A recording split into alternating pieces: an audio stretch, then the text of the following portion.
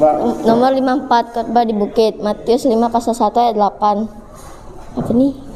Lukas pasal 6 ayat 17 sampai 49. Kisah para Rasul ayat 20 sampai 35. Lalu ia turun dengan mereka dan berhenti pada suatu tempat yang datar. Di situ berkumpul sejumlah besar dari murid-muridnya dan banyak orang lain yang datang dari seluruh Yehuda dan dari Yerusalem, dari daerah pantai Tirus dan Sidon.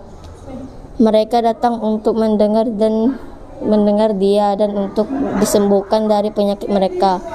Juga semua yang dirasuk oleh roh-roh jahat beroleh kesembuhan. Dan semua orang banyak itu berusaha menjamah dia, karena ada kuasa yang keluar darinya, dan semua orang itu disembuhnya. Ucap bahagia. Ketika Yesus melihat orang banyak itu, naiklah ia ke atas bukit, dan setelah ia datanglah murid-murid kepadanya. Maka Yesus pun memandang murid-muridnya dan lalu memulai berbicara dan mengajar mereka, katanya, berbahagialah orang yang miskin rohani di hadapan Allah, karena merekalah yang mempunyai kerajaan surga Allah. Hadapan Allah karena merekalah yang mempunyai Berbahagialah orang yang berduka cita sekarang ini menangis, karena mereka akan dihibur, akan tertawa. Berbahagialah orang yang lemah lembut, karena mereka akan memiliki bumi. Berbahagialah orang yang lapar dan haus akan kebenaran, karena mereka akan dipuaskan. Berbahagialah orang yang murah jantungnya, karena mereka akan beroleh kemurahan. Berbahagialah orang yang suci jantungnya, karena mereka akan melihat Allah. Berbahagialah orang yang membawa damai, karena mereka akan disebut anak-anak Allah.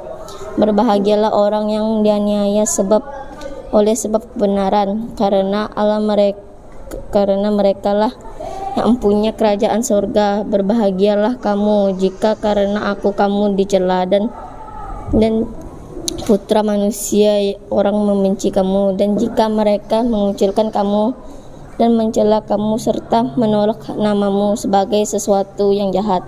Bersukacitalah pada waktu itu dan bergembiralah, karena sesungguhnya upahmu besar di sorga, sebab cara demikian juga telah dianiaya nabi-nabi yang sebelum kamu.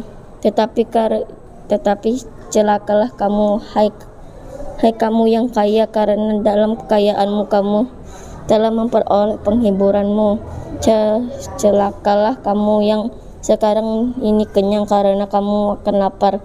Celakalah kamu yang sekarang ini tertawa, karena kamu akan berduka cita dan menangis.